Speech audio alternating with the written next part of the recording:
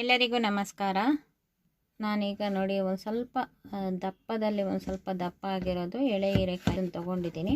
ಏಕೆ ಇದು ಉದ್ದುದ್ದ ಗಾಲಿಯ ರೀತಿ ಬರಬೇಕು. ಇವತ್ತು ಹೀರೆಕಾಯಿ ಬಜ್ಜಿ ಮಾಡ್ತಾಯಿದ್ದೀನಿ. ಏಣನ್ನು ಒಂದು ಸ್ವಲ್ಪ ಎರ್ಕೊಂಡ್ಬಿಟ್ಟು ಗಾಲಿ ಹೆಚ್ಕೋಬೇಕು ತೊಳ್ಕೊಂಡು. ನೋಡಿ ಚೆನ್ನಾಗಿದೆ ಹೀರೆಕಾಯಿ, ಎಳೆದೇ ಇರಬೇಕು. ಹೀರೆಕಾಯಿ ಬಜ್ಜಿ ಹೇಗೆ ಮಾಡೋದು ಅಂತ ತೋರಿಸ್ತಾ ಇದ್ದೀನಿ. ಇದು ಕೂಡ ತುಂಬ ಚೆನ್ನಾಗಿರುತ್ತೆ. ನಾವು ಸಾಮಾನ್ಯ ಮೆಣಸಿನ್ಕಾಯಿನಲ್ಲಿ, ದಪ್ಪ ಮೆಣಸಿನ್ಕಾಯಿನಲ್ಲಿ ಮಾಡ್ತೀವಿ. ಅಂದರೆ ಬೋಂಡದ ಮೆಣಸಿನ್ಕಾಯಿ ಇರುತ್ತಲ್ಲ ಅದರಲ್ಲಿ ಮಾಡ್ತೀವಿ. ಇದರಲ್ಲಿ ವಿಶೇಷವಾಗಿರುತ್ತೆ, ತರಕಾರಿ ತಿಂದಂಗೂ ಆಗುತ್ತೆ, ಬೋಂಡ ಕೂಡ ತುಂಬ ರುಚಿಯಾಗಿರುತ್ತೆ. ನೋಡಿ ಹೇಳೆಲ್ಲ ಎರ್ಕೊಂಬಿಟ್ಟು ಹೀರೆಕಾಯಿನಲ್ಲಿ ಹೆಚ್ಕೊಂಡಿದ್ದೀನಿ. ನೋಡಿ ಇದು ಬಲ್ತಿಲ್ಲ, ಬೀಜ ಏನು ಸ್ವಲ್ಪ ಎಳೆದೇ ಇದೆ. ಇದನ್ನು ಇಷ್ಟು ದಪ್ಪವಾಗಿ ಗಾಲಿ ಥರ ಹೆಚ್ಕೋತಾ ಇದ್ದೀನಿ. ಹೀರೆಕಾಯಿ ಮಾತ್ರ ಸಖತ್ತಾಗಿದೆ, ತೀರಾ ಬಲ್ತಿಲ್ಲ.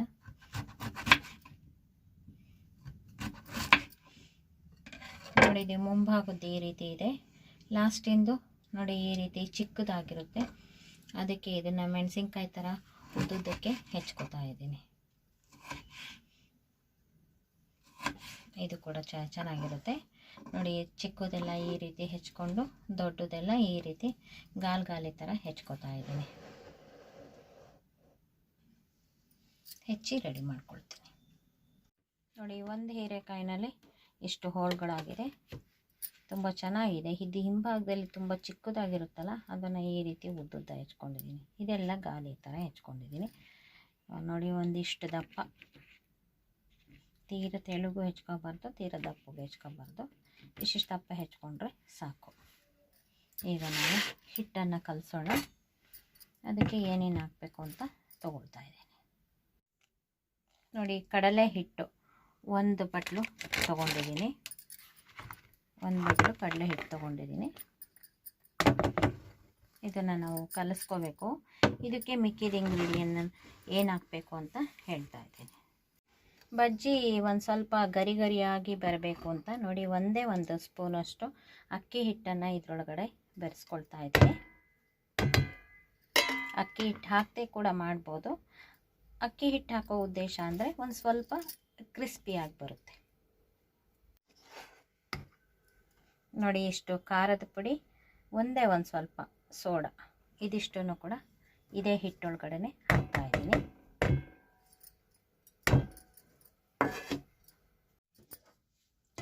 ನೆಕ್ಸ್ಟ್ ಇದಕ್ಕೆ ಒಂದು 1/4 ಚಮಚ ಅಜ್ವಾನ ಹಾಕ್ಕೊಳ್ತಾ ಇದ್ದೀನಿ. ಈಗ ಈ ಅಜ್ವಾನ ಹಾಕೋಬೇಕಾದ್ರೆ ಈ ಥರ ಅಂಗೈಗೆ ಹಾಕ್ಕೊಂಡ್ಬಿಟ್ಟು ಒಂದು ಸ್ವಲ್ಪ ಈ ಥರ ಉಜ್ಜಿ ಹಾಕೋಬೇಕಾಗುತ್ತೆ. ಈಗ ಇದನ್ನೆಲ್ಲ ಮಿಕ್ಸ್ ಮಾಡೋಣ.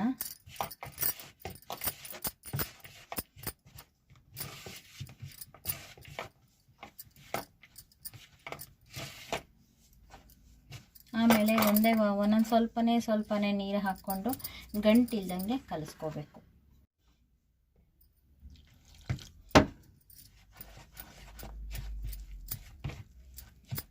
ನೀರು ಸ್ವಲ್ಪನೇ ಹಾಕ್ಕೊಂಡು ಹದವಾಗಿ ಕಲಿಸ್ಕೋಬೇಕು. ತೀರ ತೆಳ್ಳಗೂ ಕಲಿಸ್ಕೋಬಾರ್ದು, ತೀರ ಗಟ್ಟಿಗೂ ಕಲಿಸ್ಕೋಬಾರ್ದು.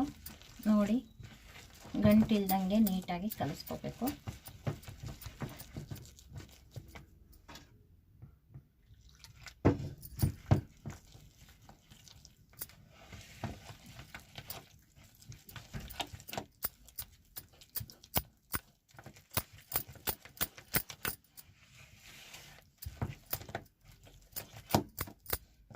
ನೋಡಿ ಒಂದು ಸ್ವಲ್ಪ ಗಟ್ಟಿಯಾಗಿದೆ, ಇನ್ನೊಂದು ಸ್ವಲ್ಪ ನೀರು ಹಾಕ್ಕೊಂಡು ಹದವಾಗಿ ಕಲಿಸ್ಕೋಬೇಕು. ಆಮೇಲೆ ಒಂದು ಹೋಳು ಎದ್ದು ನೋಡಿ ಅದು ಅಂಟ್ಕೊಳ್ಳುತ್ತೋ ಇಲ್ವೋ. ತುಂಬ ತೆಳು ಕಲಿಸ್ಬಿಟ್ರೆ ಅದು ಬರೀ ಹೀರೆಕಾಯಿ ಕರ್ದಂಗೆ ಆಗುತ್ತೆ. ಆದ್ದರಿಂದ ಹಿಟ್ಟು ಅದಕ್ಕೆ ನೀಟಾಗಿ ಮೆತ್ಕೊಳ್ಳೋ ಹಂಗಿರಬೇಕು. ನೋಡಿ ಇದು ಒಂದು ಸ್ವಲ್ಪ ಗಟ್ಟಿಯಾಗುತ್ತೆ. ಸ್ವಲ್ಪ ನೀರು ಹಾಕ್ಕೊಂಡು ಹದ ನೋಡ್ಕೊಳ್ಳಿ. ನಾವು ಸೋಡಾ ಪುಡಿ ಕೂಡ ಎಲ್ಲ ಹಾಕಿದ್ದೀವಿ, ಹದ ನೋಡಿಕೊಂಡು ಕಲಿಸ್ಕೋಬೇಕು.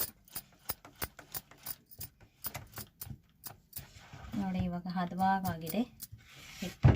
ಹೀಗೆ ಹದವಾಗಿ ಕಲಿಸ್ಕೋಬೇಕು. ಅಕಸ್ಮಾತ್ ತೆಳು ಆದರೆ ಇನ್ನೊಂದು ಸ್ವಲ್ಪ ಹಿಟ್ಟು ಹಾಕ್ಕೊಂಡು ನೋಡಿ ಹದ ಮಾಡ್ಕೋಬೋದು. ನೋಡಿ ಇದಕ್ಕೆ ಸಾಕಾಗುವಷ್ಟು ಉಪ್ಪನ್ನು ಹಾಕ್ಕೊಂಡಿದ್ದೀನಿ.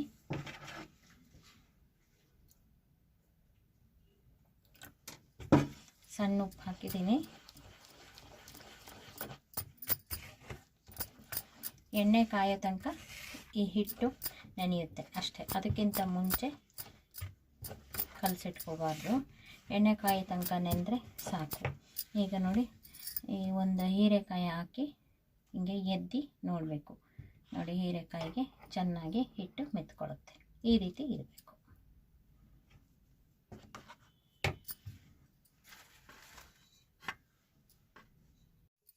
ನೋಡಿ, ಎಣ್ಣೆ ಕಾಯಲಿಕ್ಕೆ ಇಟ್ಟಿದ್ದೀನಿ.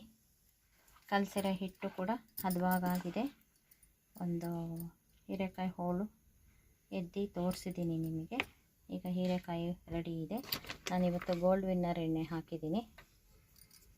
ಈಗ ಕರಿಯೋಣ. ನೋಡಿ, ಇವಾಗ ಎಣ್ಣೆ ಕಾದಿದೆ.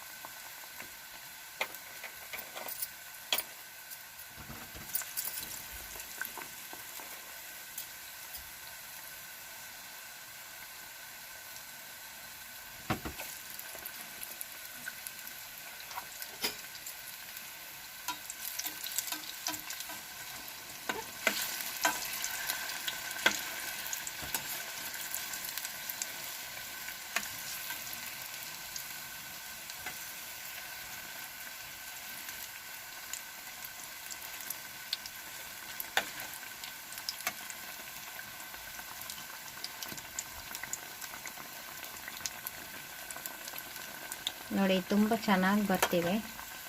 ಇಷ್ಟಿಟ್ಟಿದ್ರೆ ಸಾಕು. ತೀರಾ ತೆಳುನೂ ಆಗಿಲ್ಲ, ತೀರಾ ಗಟ್ಟಿನೂ ಆಗಿಲ್ಲ, ಚೆನ್ನಾಗಿ ಬರ್ತಿದೆ. ಎರಡೂ ಕಡೆ ತುಂಬ ಗೋಲ್ಡನ್ ಬ್ರೌನ್ ಆಗೋ ಥರ ಕರ್ಕೋಬೇಕು. ಇದುವರೆಗೂ ಹೈ ಫ್ಲೇಮಲ್ಲಿತ್ತು.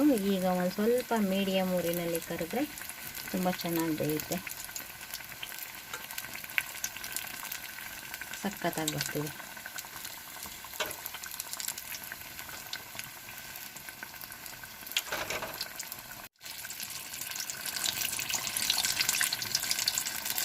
ನೋಡಿ, ಇವಾಗ ಎರಡೂ ಕಡೆ ಚೆನ್ನಾಗಿ ಬೇಯಿಸಿದ್ದೀನಿ. ಈಗ ಅಷ್ಟನ್ನು ತೆಕ್ಕೊಳ್ಳೋಣ.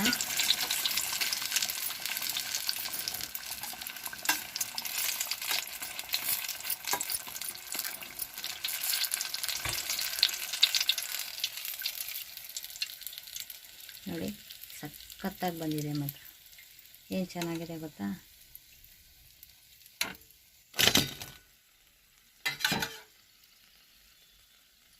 ಈಗ ನೆಕ್ಸ್ಟ್ ಇನ್ನೊಂದು ದಿಬ್ಬೆ ಹಾಕೋಣ.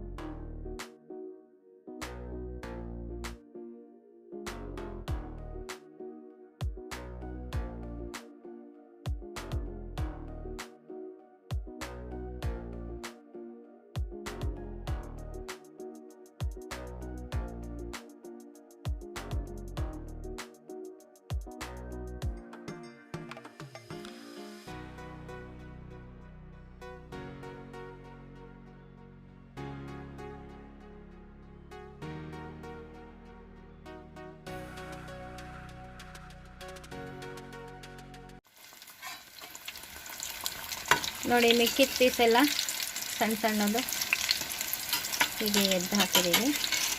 ಇದು ಕೂಡ ಎಲ್ಲ ಆಗಿದೆ, ತೆಗಿಬೇಕು ಇವಾಗ.